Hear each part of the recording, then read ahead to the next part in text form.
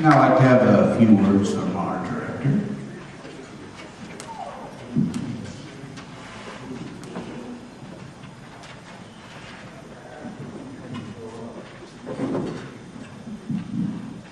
Well, from the other end of the stage, thank you very much for coming to this lovely auditorium. And I know some of you brought some of your neighbors because I asked up there. Our next concert is at Foothills Mall, December 13th, Friday the 13th. Don't bring your black cats. It's even on 2013, double worse, whatever. But we'll be there. What's a brass band? It has a lot of cornets in it. So if the cornets would hold up their cornets, that'd be good.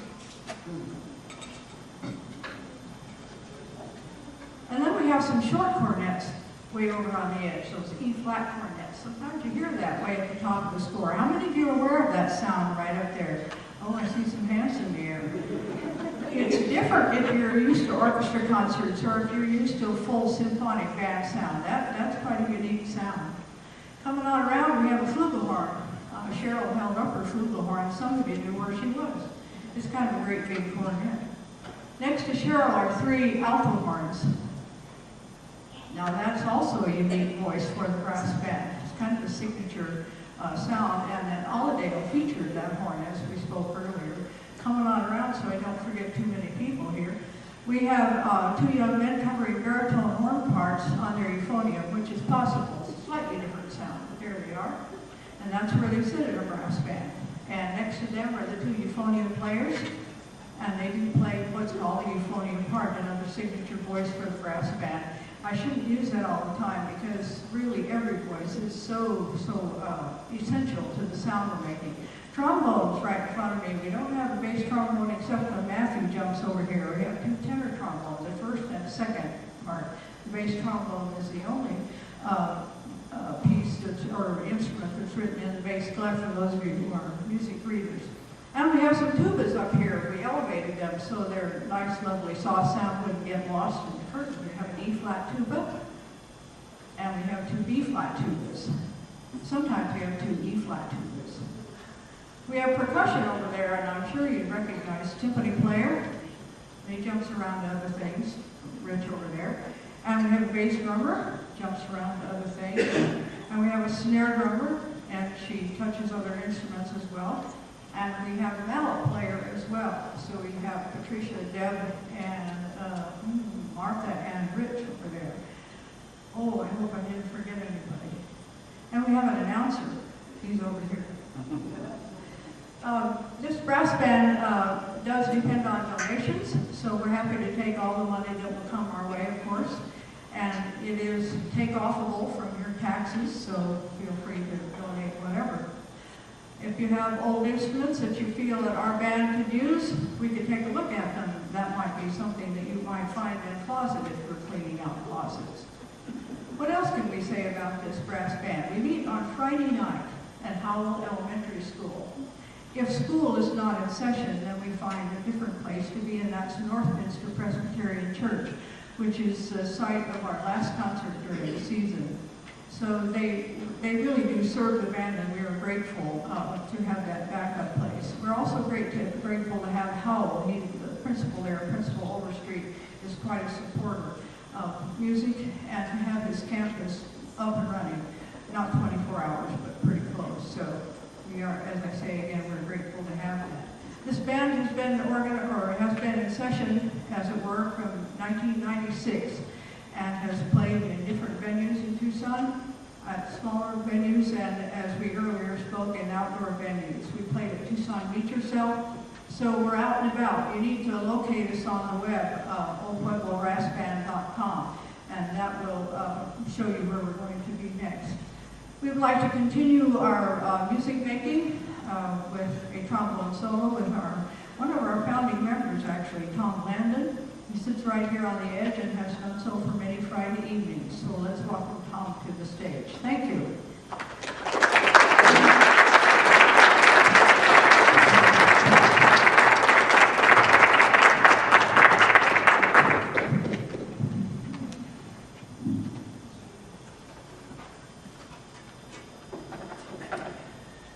Nikolai Rimsky-Korsakov was a naval officer in the Imperial Russian Navy and later honored Inspector of Bands. While the former, he wrote this trombone concerto for a fellow officer, Linov, and the piece was premiered in a garrison concert at Kortstock.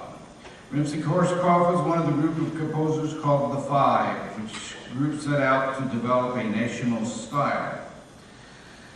Capriccio Espagnol, Russian Easter Overture, and Scheherazade are Rimsky-Korsakov's most well-known pieces. The second movement of the concerto is performed today by Tom Landon, the band's longtime solo and first trombone and one of its founding members. Tom performs with many groups in Tucson, among them Tucson Concert Band and Symphony Orchestra of Tucson. He's originally from upstate New York. Please welcome Tom. Thank you.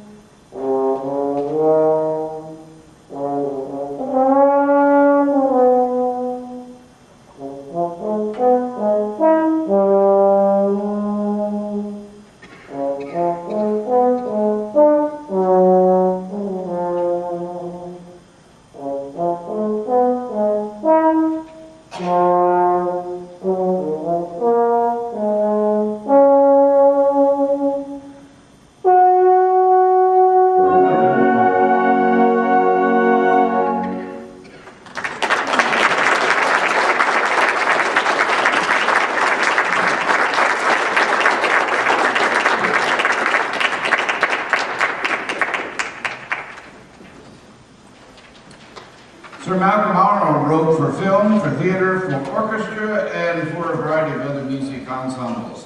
He was also very interested in the folk music of the British Isles. That interest led him to write sets of Scottish, Welsh, Irish, and Cornish dances. We are playing dance number 1 from his set of 4 Cornish dances, Opus 91. It is marked vivace, but we are going to play it at a stately and maybe somewhat humorously slower tempo. Its harmonies are worth the listening. Sir Malcolm is remembered for his film score, The Bridge on the River Kwai, and the famous music quote from the Colonel Bogey March, probably acutely even whistle that. As a player, he played trumpet in the London Philharmonic for a number of years, and he was very interested in American jazz. Dance number 1 for 4 Cornish dances.